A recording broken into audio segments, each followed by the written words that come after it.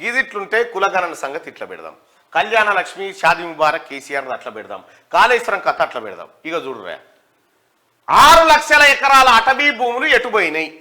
కథ 6 లక్షల ఎకరాల అటవీ భూములు ఎటుపోయినాయి.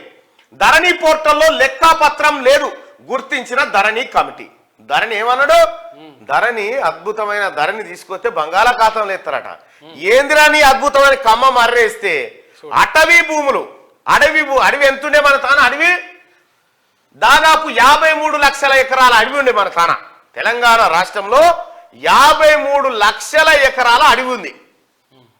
ఎప్పుడు? ధరణి రాకముందుకు. ధరణి వచ్చినాక ఎంత అయింది? దొరికిన అడవి 47 లక్షల ఎకరాలకు వచ్చేసింది అడవి. ఈ 6 లక్షల ఎకరాలు ఎటుపోయినాయి? ఈ 6 లక్షల ఎకరాల భూములు ఎక్కడ పోయినాయి? ధరణి తెచ్చిన తర్వాత కొట్టేసిర్రు ఈ భూములన్నీ. నర్సాపూర్ అడవిలోనే కొన్ని వేల ఎకరాలు హరీష్ రావు చేతుల్లోకి పోయింది. అడవినే అక్కడ ఎలక్షన్ జరుగుతుంటే ఇక్కడ కథగా పెట్టిండు ఆయన. ఓవైపు కేసీఆర్ అడవులు పెంచాలే, కోతులు వాపసు, అడవులు పెంచలే, ఖతం చేసిరు అడవులను. అది ధరణి తీసుకొచ్చింది దేనికోసం అంటే కంప్లీట్ గా మీకు ఒక కబ్జా పెట్టి రిజిస్ట్రేషన్ చేసుకున్నారు. అవి దొంగ రిజిస్ట్రేషన్. ఈ ధరణి కథ ఏందో చెప్తా. ధరణి రాకముందుకు ధరణి అంటే ఏంటంటే భూమి అన్నట్టు. ధరణి అంతే. అవని అన్న, ధరణి, ధరిత్రి అని భూమి అన్నట్టు దాని పర్యాయ పదాలు. రైట్గా ఇక్కడ ధరణిని తీసుకొచ్చి ఏం చేసి, అంతకుముందుకు ఏం జరిగింది? కేసీఆర్ కంటే ముందు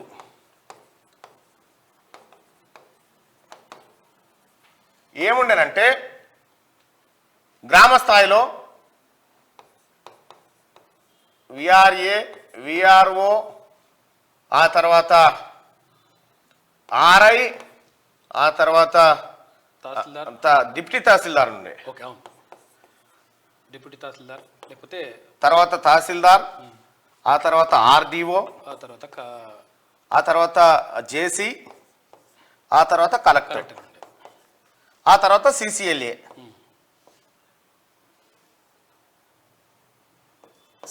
ఇవి ఉండేటి.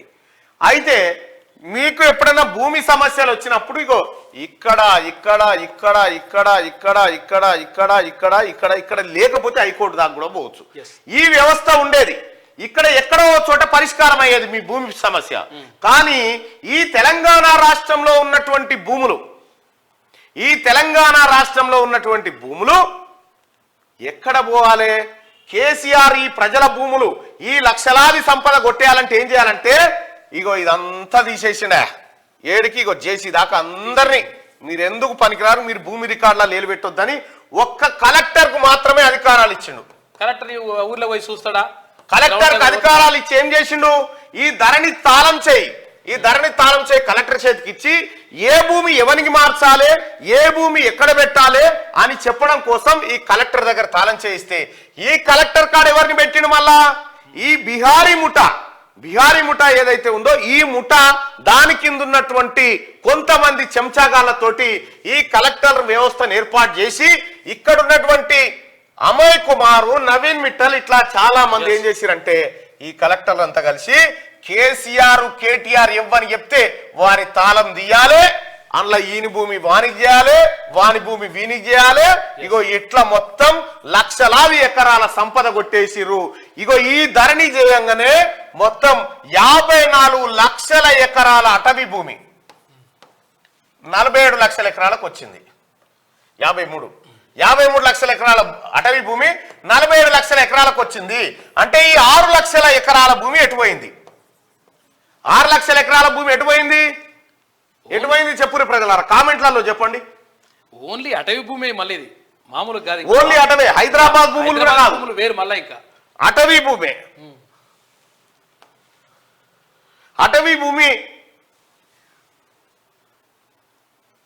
రేవంత్ పాలనలో కూడా త్వరలో అనే పదం పదే పదే వింటున్నామంటున్నారు. మీకు ఇంకా ఒడ్లుగానే వీడియో అన్నట్టు బేట పెడుతురు, శ్రీకాంత్ పెడుతురు. కానీ 6 లక్షల ఎకరాల అటవీ భూమి, 6 లక్షల ఎకరాల అటవీ భూమి కేసీఆర్ అండ్ దొంగల ముఠా పాలైంది ఓన్లీ అటవీ భూమే. ఈ భూమి ఎటుపోయిందంటే అగో గది కథ.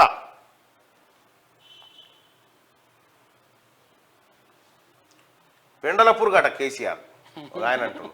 ఈ 6 లక్షల ఎకరాల అటవీ భూమిని కేసీఆర్ కుటుంబం ఈ దొంగల ముఠ అప్పనంగా కొట్టేసింది.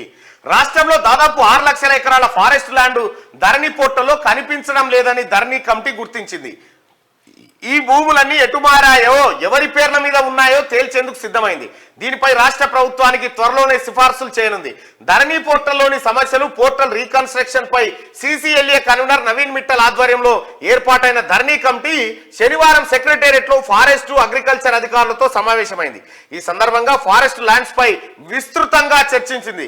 ఫారెస్ట్ యాక్ట్ లో సెక్షన్ 15 ప్రకారం రాష్ట్రంలో అటవీ భూములు 53 లక్షల ఎకరాలుగా ఉన్నది. కేసీఆర్ కు తెలంగాణ రాష్ట్రాన్ని అప్పచెప్పేటప్పుడు 53 లక్షల ఎకరాల అడవి ఉండే.